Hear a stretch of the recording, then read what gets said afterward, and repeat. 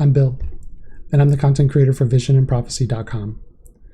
In this video, I want to talk about the actual significance of a very commonly provided response to talking about the timing of the end of days. They say, no one knows the day or the hour, and many people use this phrase as a reason to dismiss studying eschatology, which is the study of end times prophecy. But is that really what this verse is meant to mean?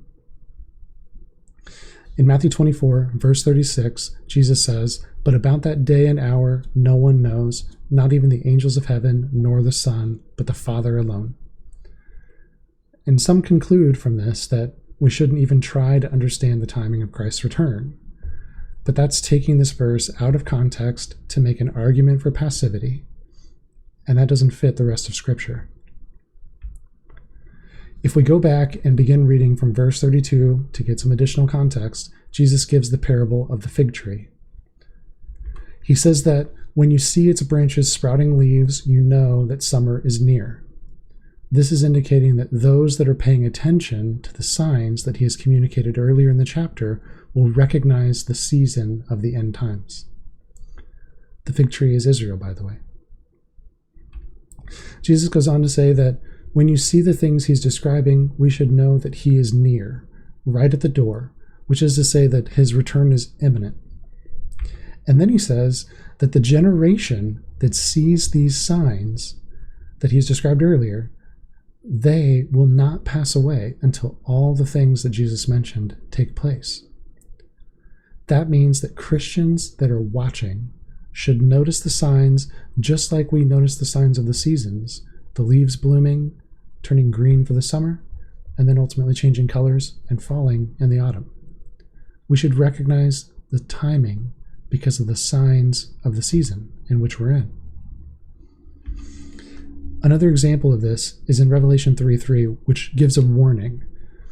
It says, "If you are not alert, I will come like a thief, and you will not know at what hour I will come to you." Notice the condition here.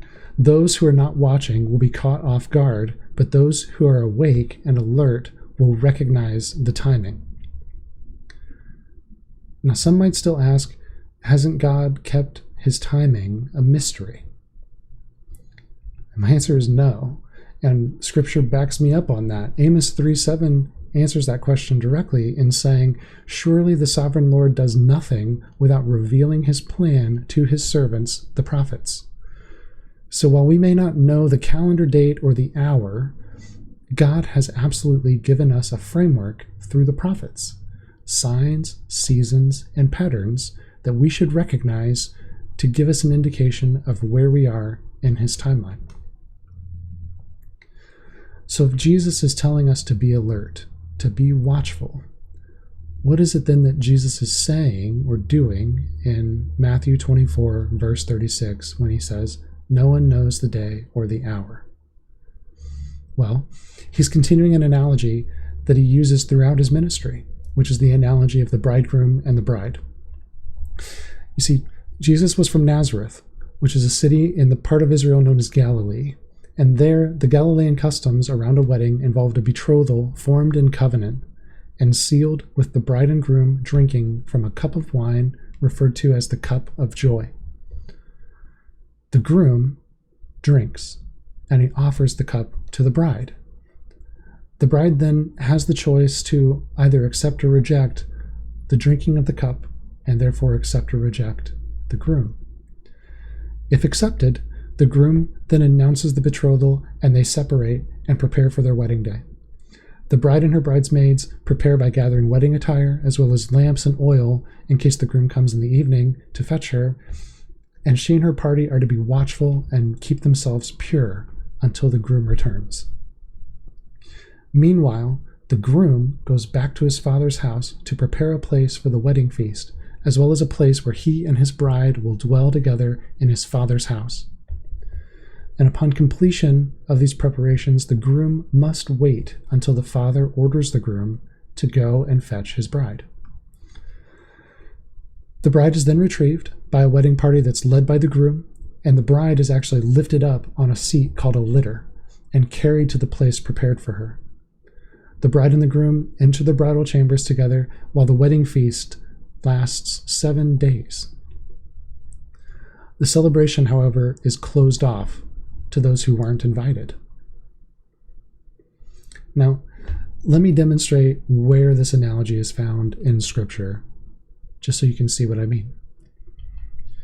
Beginning in John, chapter 3, verse 28 and 29, it's early in Jesus' life and ministry. John the Baptist begins this analogy, and he refers to Jesus as the bridegroom. John says, "I'm not the Christ, but I have been sent ahead of him. He who has the bride is the groom, but the friend of the groom who stands and listens to him rejoices greatly because of the groom's voice. So this joy is mine, and it's made full."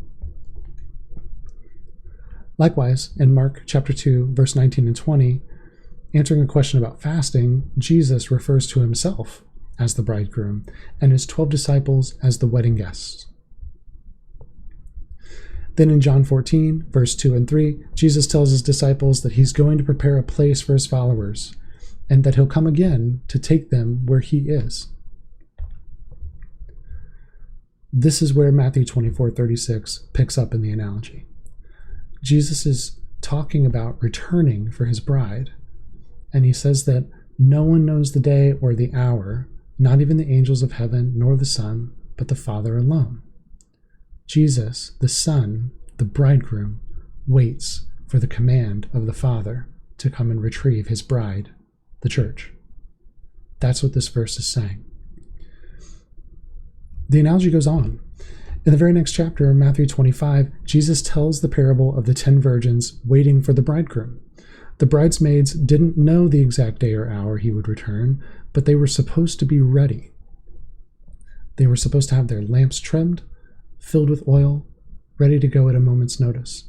And in the parable, some are ready and watching, and some are not. Those who are not end up closed out of the wedding feast. Then, in the next chapter, Matthew 26, we find Jesus acting out the tradition that he's been describing periodically throughout his ministry. He gathers his disciples and tells them to drink of the cup of wine that seals the covenant between him and his bride, the church. And he even puts a little period on the end of this analogy by using the same romantic gesture that the bridegroom in the Galilean wedding would often give, which is that I will not drink of the fruit of the vine from now on until that day when I drink it with you new in my Father's kingdom. Jesus is the groom. We, the church, are his bride. And the command is clear. We need to be on the alert because you do not know the day or the hour. But watching isn't optional, it's essential. And Jesus waits for the Father's command. So what does no one knows the day or the hour really mean? It doesn't mean that we stop watching. It doesn't mean that we avoid talking about prophecy or the end of days. Instead, it calls us to be alert, to discern the signs of the season, to expect the bridegroom to come for his bride, the church, and for us to trust that God has already revealed enough for us to recognize his plan unfolding with the signs and the information that he provided through the prophets. The real question isn't whether we can know the exact day, it's whether we're awake, watching, and ready when the bridegroom comes. And it's time to wake up.